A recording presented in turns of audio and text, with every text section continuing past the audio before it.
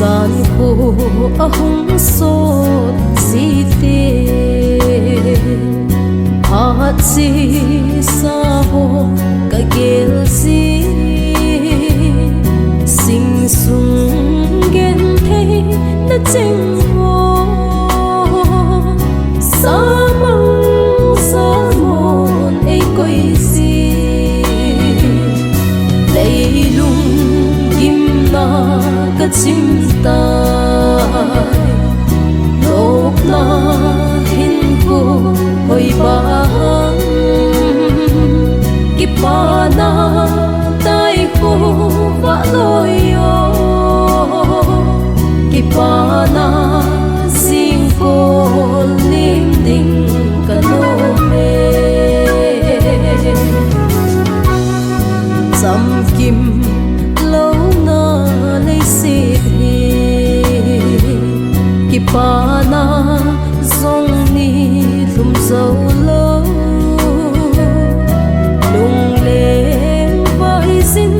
cắm mau về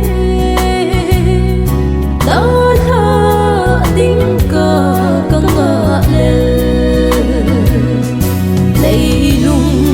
kim na cất chim tai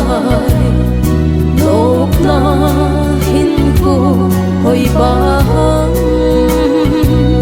kipa na tai cô vã lôi yo kipa na riêng cô lim đình cả nô mê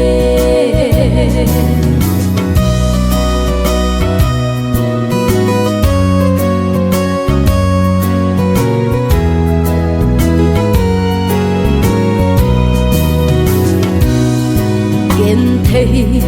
hiến cô kia lệ na tình cùng lệ na ca sim ding nghe ta na san cô asot ta kipa na riêng cô mu đình cano lấy lung kim na cất chim tai lúc na hin cô hồi bang kipa na tai cô vã lôi